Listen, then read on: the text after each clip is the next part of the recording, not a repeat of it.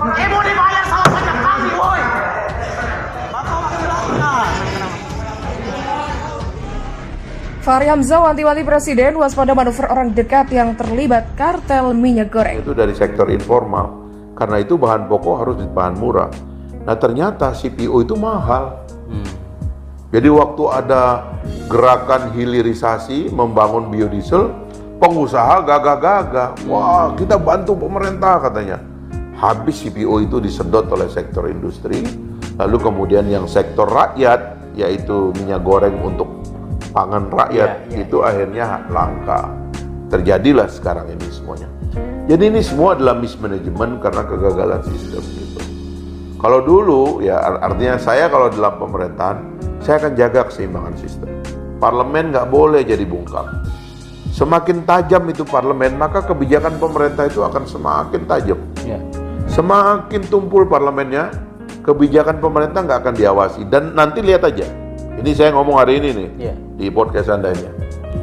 Begitu Pak Jokowi berganti nanti, skandalnya akan terbuka. Bukan karena Pak Jokowi jahat, tapi karena melemahnya oposisi. Itu efeknya pasti orang maling. Sudahlah, itu udah hukum besi. Begitu oposisinya lemah, malingnya banyak. Udahlah. Presiden kan nggak bangun 24 jam. Ngawasin pejabat-pejabatnya, menteri-menterinya. Dan itu akan terjadi nanti. Feeling saya ini udah banyak sekali. Makanya kalau kita lihat dewan yang akan datang itu salah satu kesibukannya itu nanti kesibukannya bikin pansus angket. Lihat aja nanti. Ini saya ngomong hari ini nih, masih 2 tahun nih, 2 tahun lebih nih pemerintah. Lihat aja nanti. Bisa kejadian omongan orang. Akan kejadian karena ini udah jelas gitu loh. Jadi kalau melihat hasil survei dari satu sumber saja, kita bisa menilai bagaimana negara ini dikelola dengan tidak mempunyai kecerdasan, kekuatan, ketegasan, dan kewibawaan untuk mengendalikan harga bahan pokok dan meningkatkan daya beli masyarakat. Kita semua juga tahu bahwa beberapa bulan ke belakang bahkan terlalu banyak kenaikan harga yang ditetapkan pemerintah. Mulai dari minyak goreng, Pertamax, PPN 11%, ditambah tahun ini katanya tarif dasar listrik, gas 3 kg dan Pertalite akan naik juga. Dan semuanya dilakukan penuh dengan drama. Iya, drama. Dari sekian banyak drama, mulai dari penundaan pemilu dan jabatan 3 periode, Big Data Luhut Binsar Panjaitan, ralat ekspor CPO, terlihat dengan jelas, sangat jelas, pemimpin negeri ini tidak punya kuasa menahan kekuatan oligarki. Terlihat juga bagaimana dampak suatu negara jika dipimpin oleh sosok yang tidak memiliki kecerdasan, kewibawaan, serta kepekaan hati. Negara ini tentu saja tidak boleh dipimpin oleh sosok remote control yang bisa dengan mudah berubah setiap saat, kapanpun pemegang remote control itu inginkan.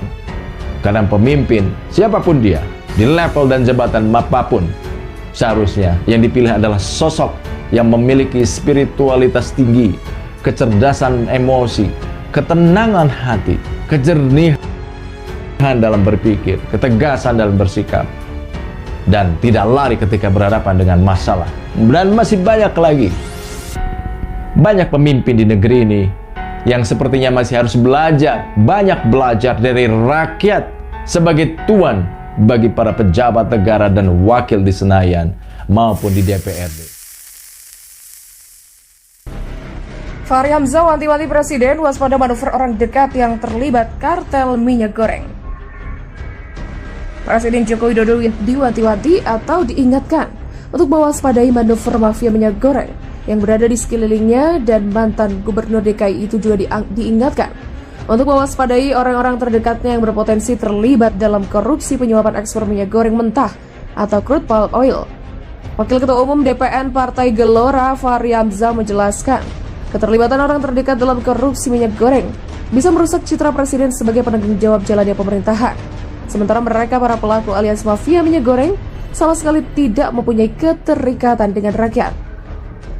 Makanya Presiden harus mewaspadai kemungkinan keterlibatan orang-orang terdekatnya pada kegiatan mafia dan kartel ini.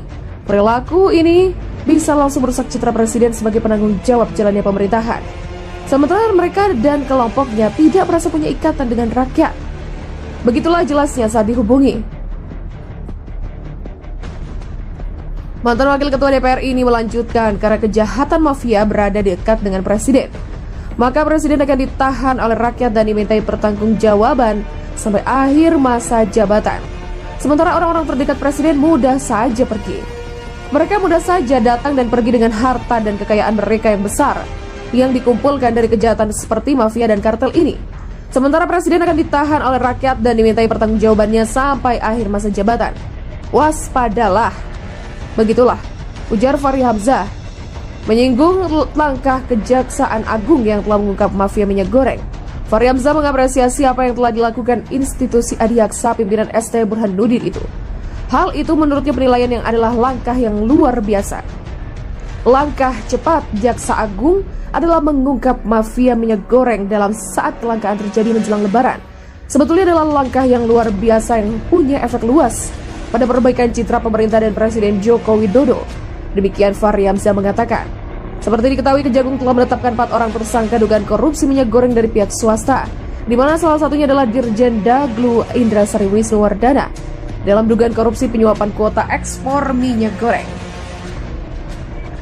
Pernyataan anggota DPR dari fraksi PDIP Masinton Pasaribu terkait adanya dugaan penggalangan dana untuk penundaan pemilu 2024 dalam kasus mafia minyak goreng perlu segera diklarifikasi oleh penegak hukum. Pengamat komunikasi politik Universitas Esa Unggul, M. Jamiluddin Ritonga, menegaskan bila dugaan itu benar terjadi, maka bisa dikategorikan perbuatan makar. Tindakan ini juga bernuansa politis karena dugaan penggalangan dana dalam kasus mafia minyak goreng diperuntukkan untuk penundaan pemilu. Hal itu kalau sudah terbukti, sudah dapat disebut perbuatan makar konstitusi. Begitulah tugasnya. Jamiluddin menyebut rencana menunda pemilu 2024 termasuk perbuatan melawan hukum. Siapapun yang melawan hukum harus diproses sesuai aturan yang berlaku. Karena itu, lanjutnya aparat hukum harus serius menelusuri dan membuktikan sinyalemen Masinton.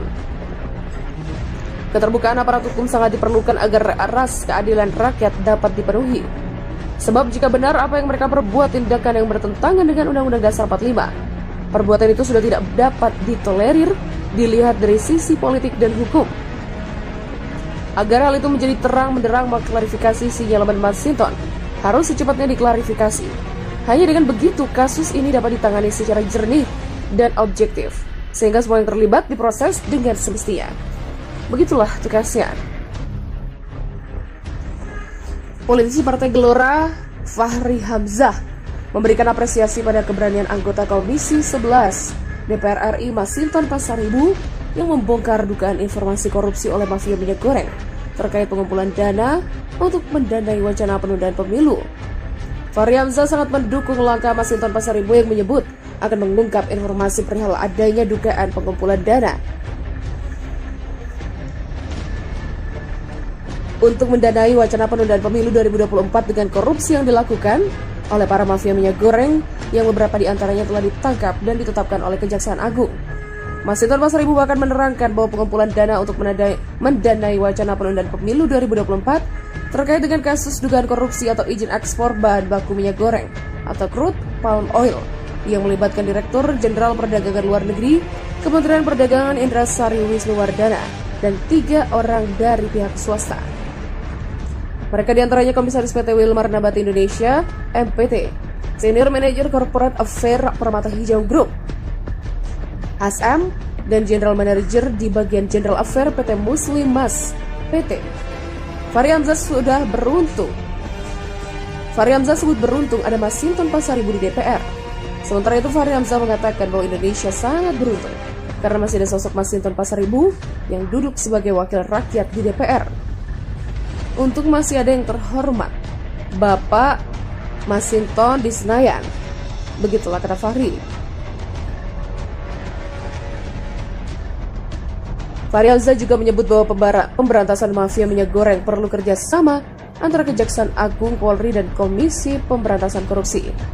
Menurutnya ini era orkestra di mana aparat penegak hukum harus bekerjasama.